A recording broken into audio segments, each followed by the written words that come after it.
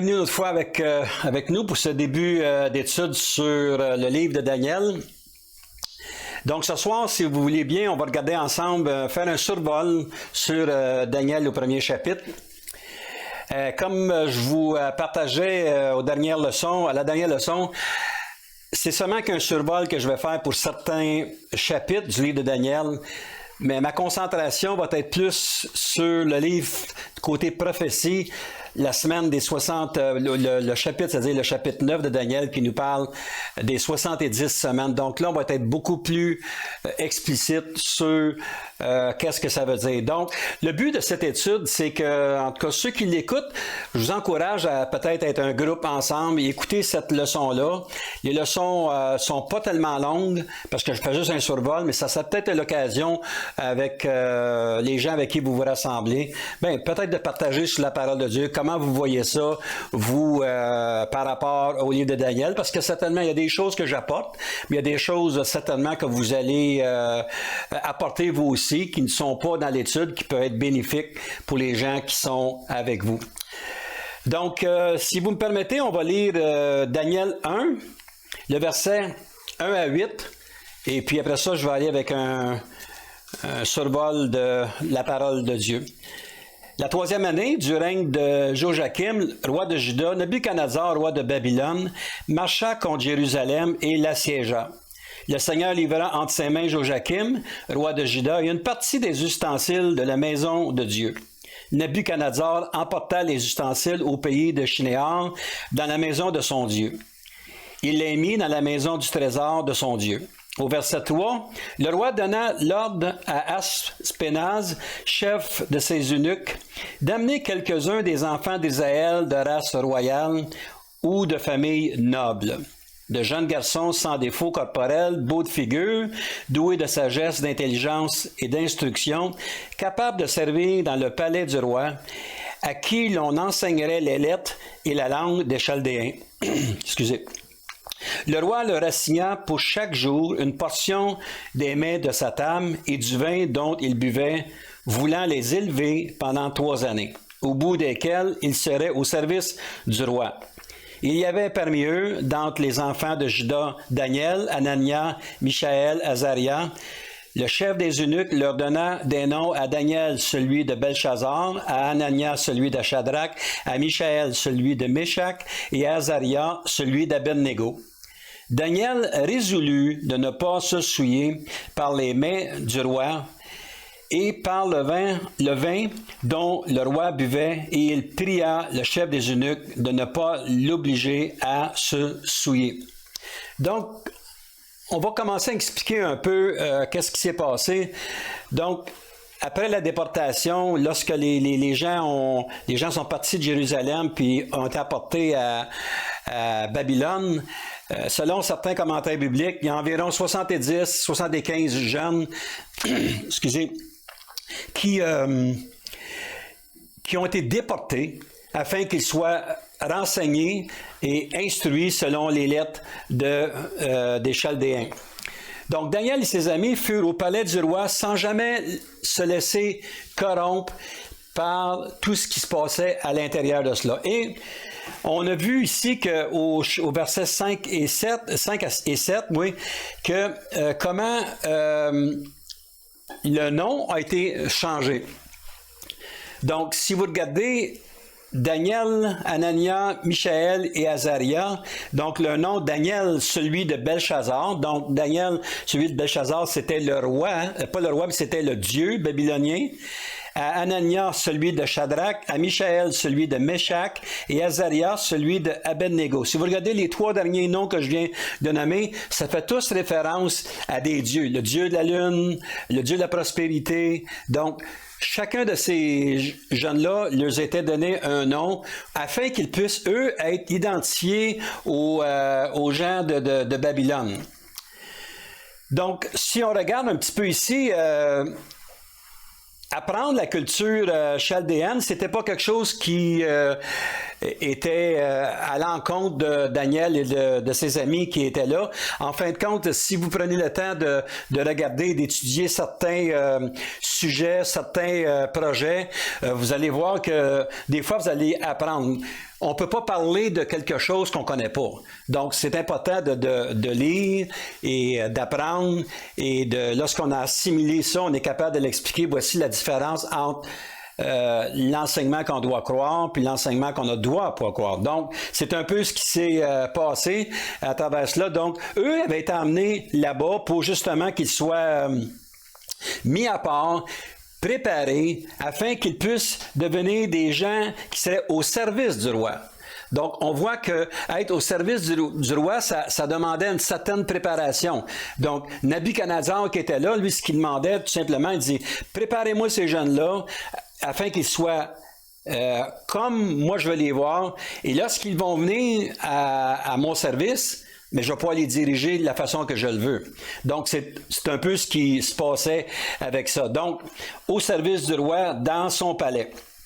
Mais prendre la nourriture qui était offerte aux dieux chaldéens, ça, c'est pas quelque chose que Daniel et ses amis ont accepté. Juste m'excuser un peu, je vais prendre une petite gorgée d'eau.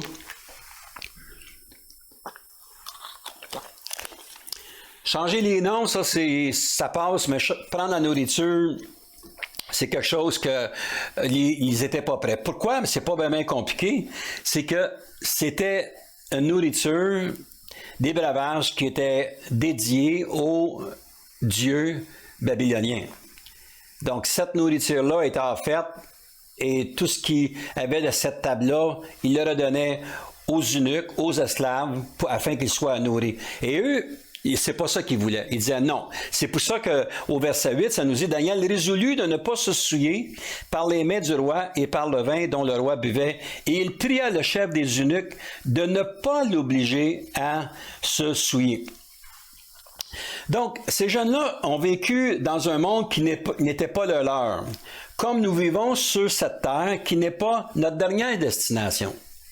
Il y a des gens qui vivent aujourd'hui, des gens qui ne connaissent pas le Seigneur et puis qui disent, c'est ma terre, c'est ici qu'on va finir notre vie. Ils peuvent le croire s'ils veulent, mais nous qui connaissons le Seigneur, cette terre-là, ce n'est pas notre destination finale. Cette terre-là sur laquelle on vit, elle va être complètement détruite.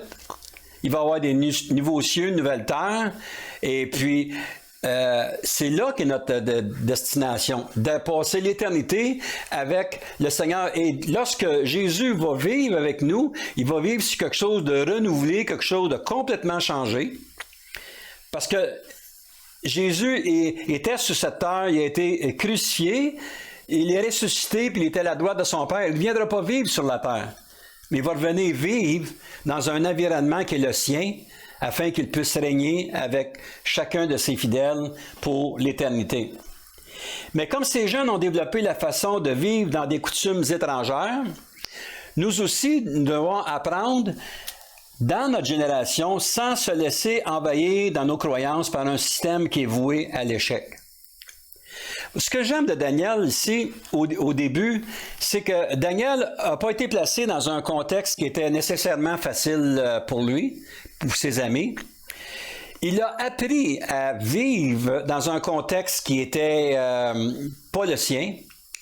Et si vous étudiez comme il faut, vous allez voir qu'il était là pendant 70 ans, sans jamais s'éloigner de la présence de Dieu, sans jamais renier son Dieu.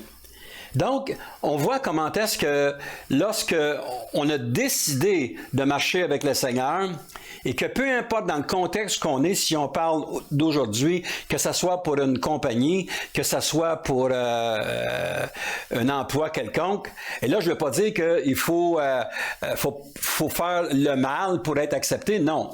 Lorsque nous sommes avec le Seigneur, on se doit de faire des choix. Si ton patron te demande de faire quelque chose qui est illégal, puis tu le sais que c'est illégal, mais je pense qu'on doit prendre la résolution que Daniel lui a prise, c'est qu'il a résolu de ne pas se souiller. Et pour une compagnie, c'est la même chose. Moi, j'ai eu des expériences où un de mes patrons m'a demandé à faire des choses qui n'étaient pas légalement acceptables. Et j'ai tout simplement dit non. Et mon patron me disait, ben c'est moi ton patron, c'est moi qui te paye. Fait que si tu veux, je vais, tu sais, je peux t'évincer de la compagnie. Fait que dans ma tête à moi, j'ai dit, ben écoute, fais ce que tu as à faire. Puis finalement, il m'a gardé parce que j'étais probablement un bon représentant pour lui. Et puis savez-vous quoi? À la suite de cette décision-là, il m'a toujours respecté par après. Il était capable de dire, j'ai confiance à cet homme-là parce qu'il a dit non à des choses qui étaient illégales. Lui-ci, il savait que c'était illégal. Donc, avoir le courage de dire non.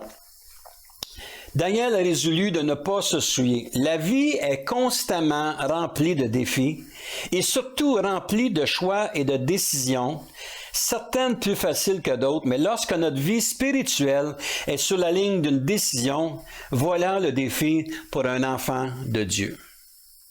Lorsque l'on prend une décision, lorsqu'on connaît le Seigneur et lorsqu'on décide d'avancer avec le Seigneur, il y a des opportunités qui vont se présenter dans la vie. Il y a des opportunités des fois pour le ministère. Il y a des opportunités avec notre emploi. Et c'est à nous d'être capable de jauger, voir si la décision qu'on va prendre, si on accepte telle et telle situation ou promotion, si je peux m'exprimer comme ceci, est-ce que ça a une chance de nuire à mon avance spirituelle avec le Seigneur? Et encore une fois, c'est des situations que j'ai eu à faire et puis apprendre, c'est-à-dire, et puis c'est difficile parce que on est comme divisé, on veut que le Seigneur, on sait que le Seigneur veut qu'on réussisse, il veut pas nous laisser tomber, puis des fois c'est juste de découvrir la petite voix du Seigneur de dire vas-y ou vas-y pas. Et c'est pour ça qu'il faut être capable d'aller devant le Seigneur, de prendre notre temps souvent pour prendre des décisions, de dire est-ce que c'est la volonté de Dieu? Voyez même dans les épîtres de Paul. Paul, il disait j'avais décidé d'aller à telle place et puis l'Esprit m'en a empêché. Pourquoi? Est-ce que parce que Paul il a tout simplement dit oui ou non, oui ou non? Non, c'est parce que certainement il était devant son Dieu puis il a demandé est-ce que je dois aller ou pas aller?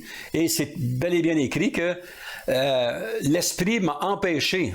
Parce que c'était pas le temps de Dieu. Ça ne veut pas dire que parce qu'on a une décision à prendre, ça ne veut pas dire parce qu'on a un lieu où aller que c'est immédiatement qu'il faut y aller. Souvent les gens disent ben, le Seigneur m'a montré que faudrait que je fasse ceci, il faudrait que je fasse cela. Ben, c'est correct. Continue à le nourrir dans ta pensée, à prier là-dessus. Mais parce que le Seigneur te demande quelque chose, ça ne veut pas dire que c'est dans l'immédiat. Donner un petit exemple, le plus bel exemple que je peux parler, c'est mon exemple, parce qu'il y a eu des choses, des décisions. Lorsque, au début de ma conversion, les gens disaient « Ah, tu es certainement appelé au ministère ». Mais quand même, ça a pris une quinzaine d'années avant que je puisse m'en aller au ministère. Même, je doutais de l'emploi que j'avais. Parce que je me disais, je me souviens, un jour, je revenais d'un voyage et puis je disais, ah, Seigneur, je perds mon temps à travailler, je suis prêt à travailler pour ton avancement. Pas eu de réponse du Seigneur par rapport à ça. Mais j'ai découvert plusieurs années plus tard que ce que je faisais, c'était un entraînement payé par mon patron pour devenir un implanteur d'église.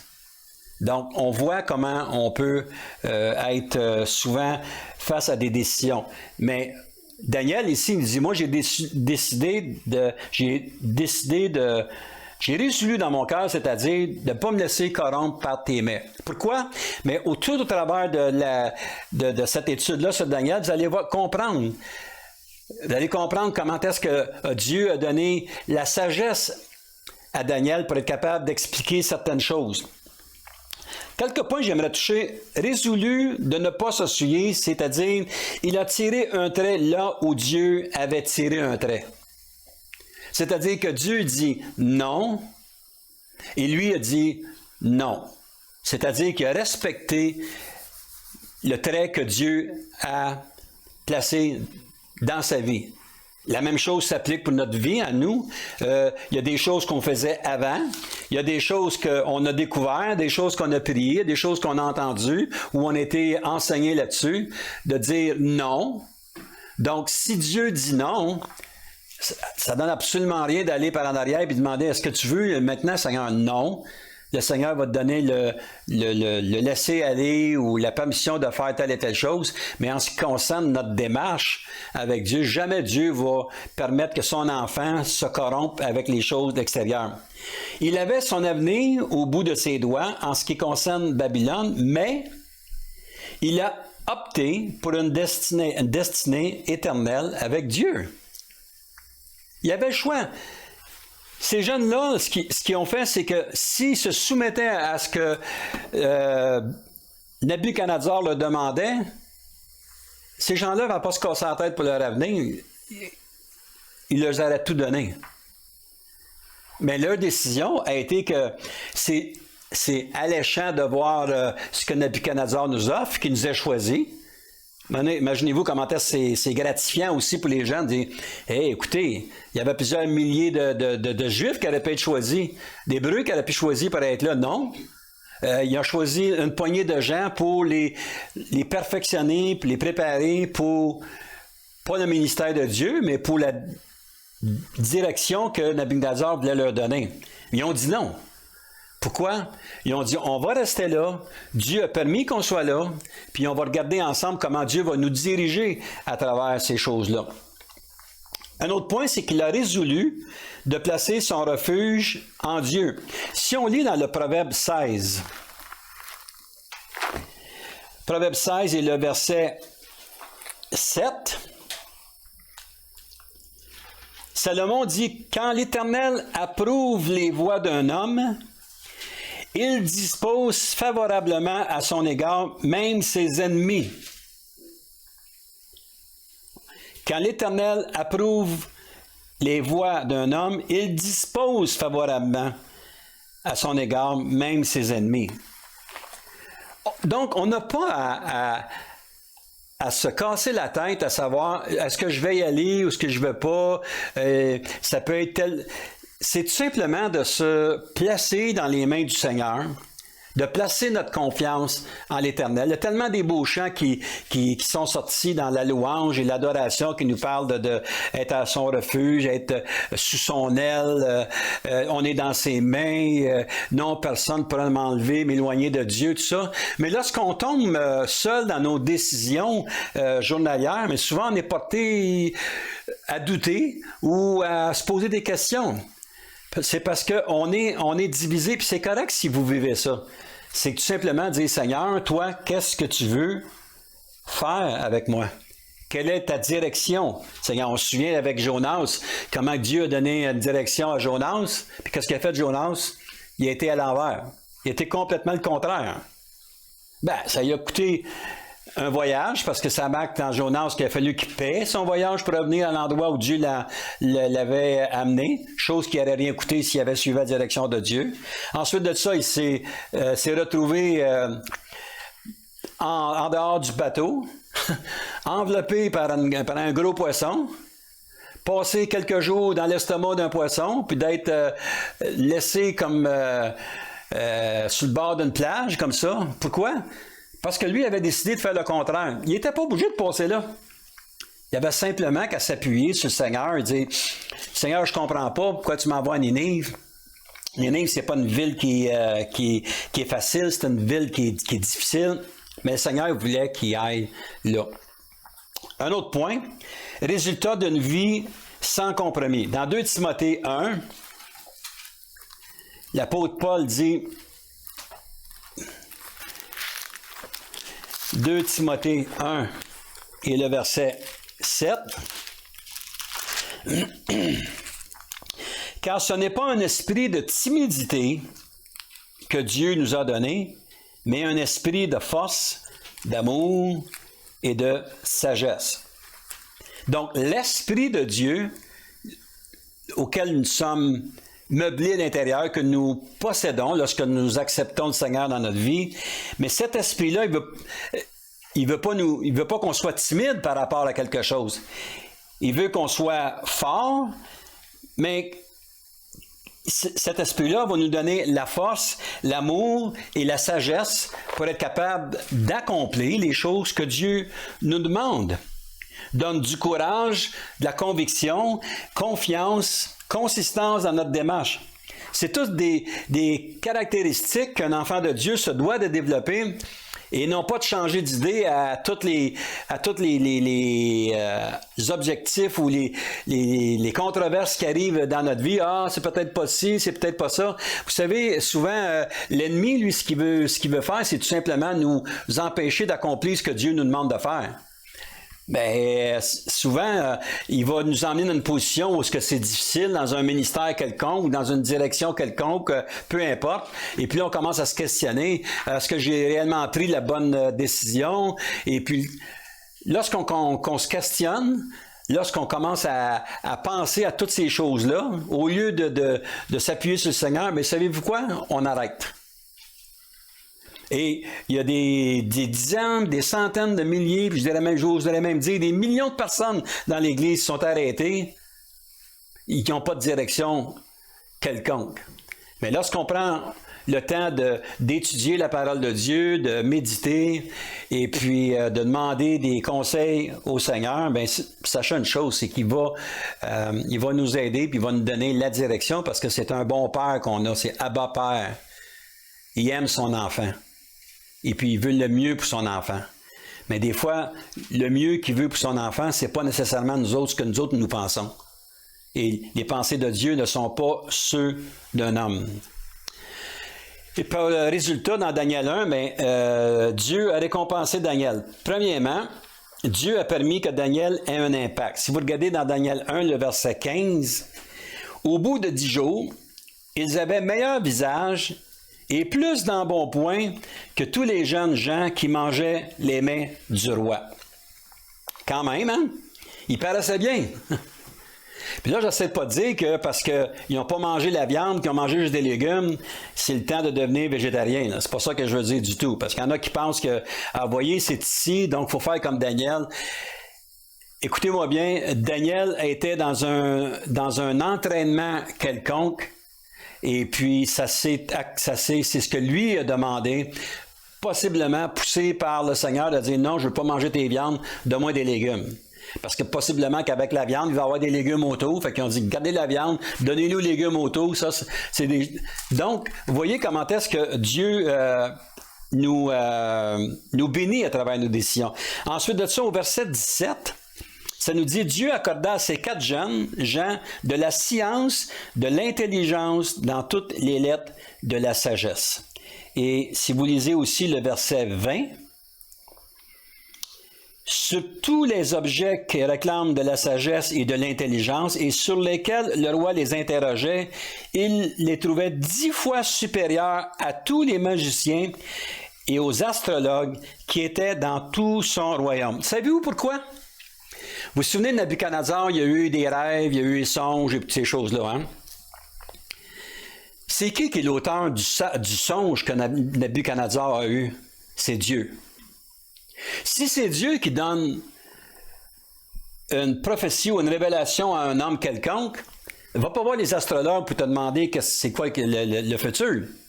Ça prend quelqu'un comme Daniel, qu'on a vu ici, la science, l'intelligence dans toutes les lettres, il y avait une sagesse. C'est un homme de Dieu qui pouvait dire à Nabuchodonosor, je pense que le Seigneur, ce qu'il te montre, c'est ça qui se passe.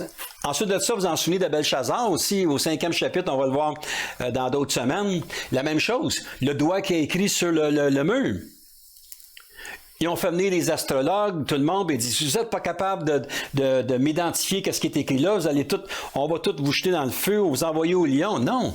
Ils ont fait venir, encore une fois, Daniel. Pourquoi? Parce que, c'est comme il dit, il avait l'Esprit de Dieu.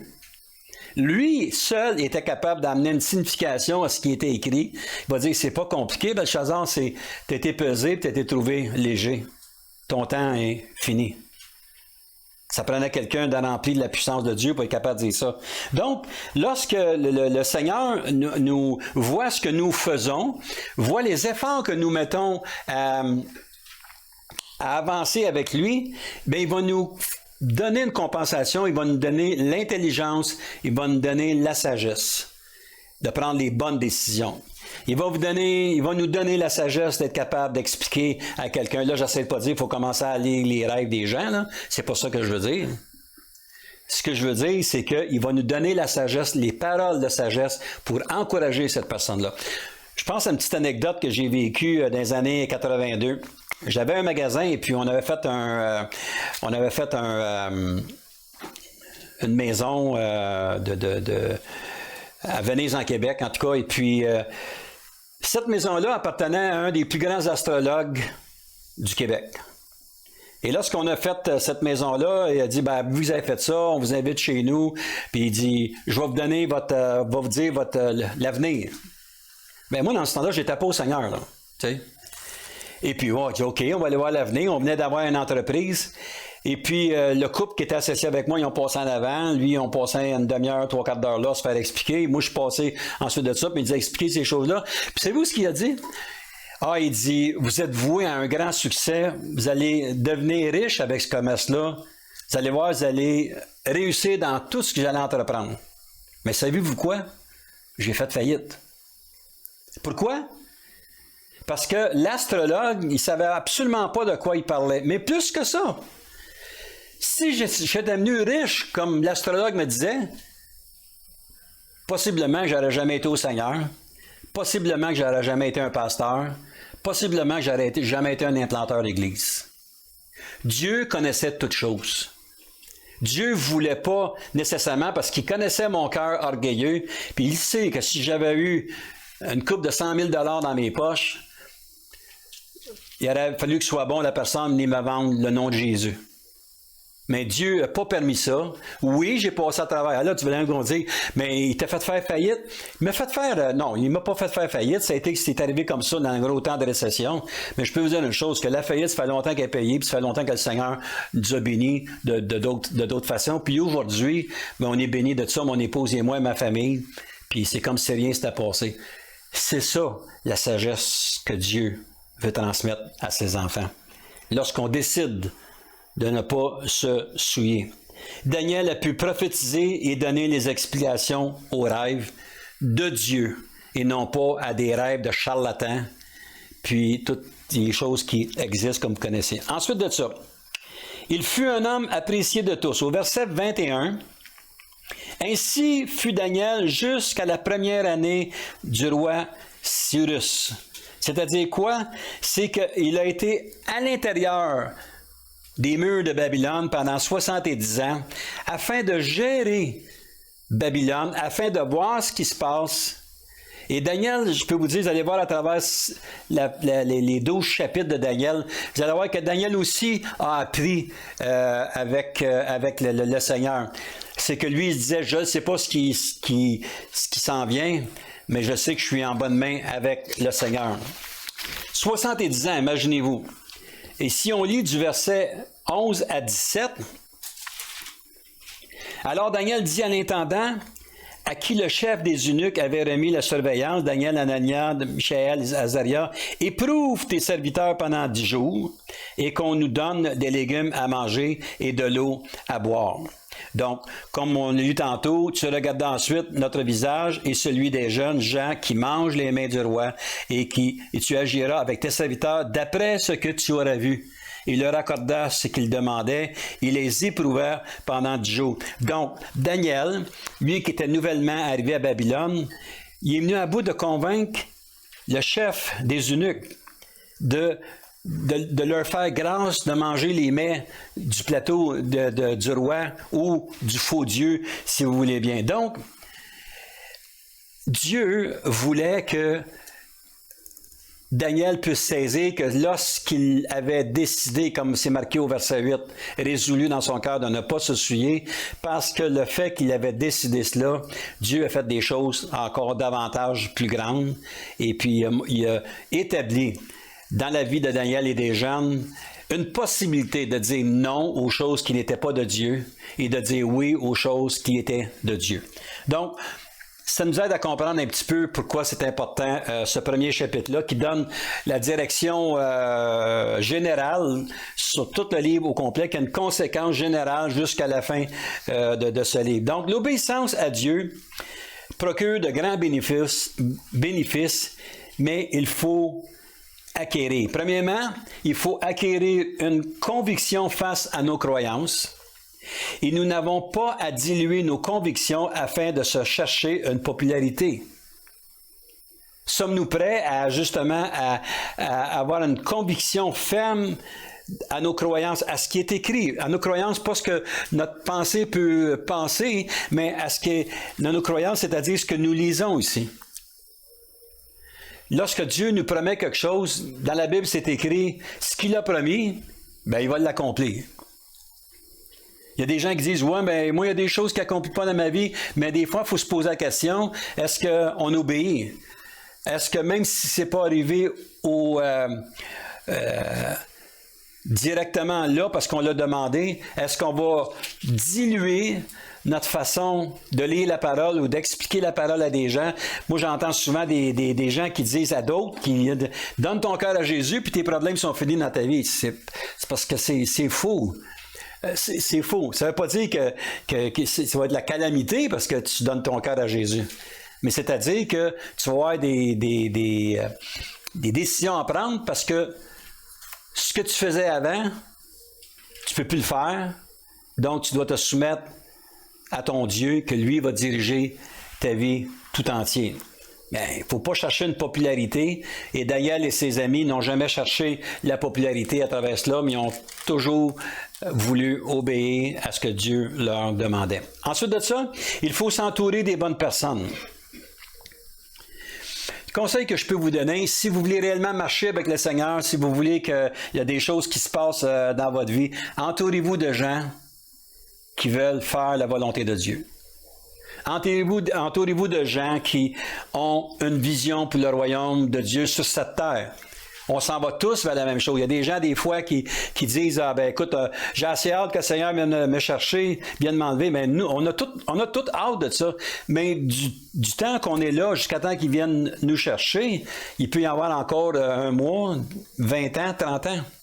Imaginez-vous, il y a 2000 ans passés, les apôtres déjà parlaient de ça, du retour éventuel de Jésus. Eux autres, ils disaient, Jésus nous l'a dit qu'il reviendra bientôt nous chercher. Fait qu'eux ont pris ça comme, il va venir demain. Ah, OK, là, il est mort. OK, il est ressuscité. Donc, on s'en vient avec cela. Si vous lisez le livre de 1er, 2e Thessaloniciens, c'est la même chose.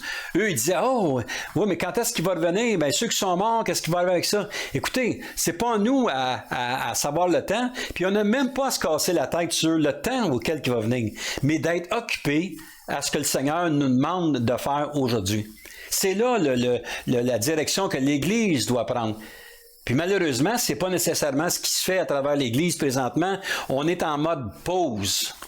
C'est-à-dire qu'on fait ce qu'il y a à faire, puis je dois vous avouer qu'on fait de moins en moins d'efforts pour l'évangélisation, de moins en moins d'efforts pour la lecture, pour l'étude de la parole de Dieu. Je ne pense pas qu'on s'en va dans la bonne direction. Si on veut être sharp avec le Seigneur, c'est important de continuer à lire puis de continuer à étudier la parole de Dieu. Troisième point, c'est être calme et courageux. Tournez avec moi dans le psaume 46. Le psaume 46, c'est le verset 1 à 11. Psaume 46, Dieu est pour nous un refuge et un appui, un secours qui ne manque jamais dans la détresse. C'est pourquoi nous sommes sans crainte quand la terre est bouleversée et que les montagnes chancellent au cœur des mers. Quand les flots de la mer mugissent, écument, se soulèvent jusqu'à faire trembler les montagnes. Verset 5, il est un fleuve dont les courants réjouissent la cité de Dieu, le sanctuaire des demeures du Très-Haut. Dieu est au milieu d'elle. Elle n'est point ébranlée. Dieu la secourt dès l'aube du matin. Des nations s'agitent, des royaumes s'ébranlent. Il fait entendre sa voix, la terre se fond d'épouvante. L'Éternel des armées est avec nous, le Dieu de Jacob est pour nous une haute retraite. Venez contempler les œuvres de l'Éternel, les ravages qu'il a opérés sur la terre. C'est lui qui a fait cesser les combats jusqu'au bout de la terre.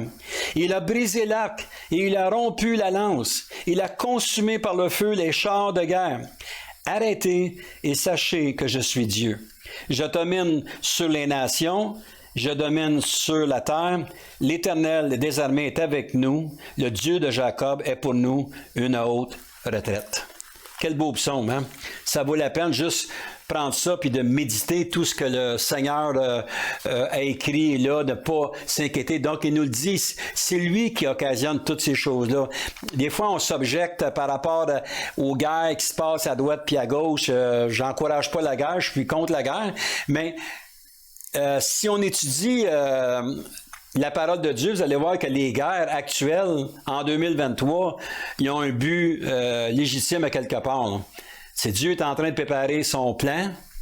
Et ceux qui ne sont pas inspirés, ceux qui ne sont pas remplis de l'Esprit de Dieu ont de la difficulté à voir qu'est-ce qui s'en vient. Mais ceux qui sont remplis de l'Esprit, qui demandent au Seigneur, Seigneur, donne-moi la sagesse de comprendre, ben, il va vous donner certaines brides à comprendre à travers cela que la Russie est réellement en train de se battre pour un certain territoire pour un jour venir s'en prendre à Israël. Donc, plusieurs personnes savent ces choses-là, mais ça sera une autre étude de commencer là-dessus. Donc, après 70 années, leur dette concernant le sabbat avait été payée, ici. Ils ont eu la permission de retourner à Jérusalem pour la reconstruction de la muraille et du temple. Donc, ce que Dieu a fait, c'est qu'il a permis que ces gens-là soient déportés de Jérusalem à Babylone pendant 70 années pour, si vous voulez, accomplir la peine qu'ils avaient. J'en ai parlé à la dernière leçon. Donc, pourquoi 70 années? Ben, c'est pas compliqué. Ils ont été pendant 490 ans qui n'ont jamais fait le sabbat. Donc, divisez ça par 7, ça vous donne 70 années. Donc, Dieu avait dit, vous allez payer le prix pour les 70 sabbats que vous n'avez pas fait.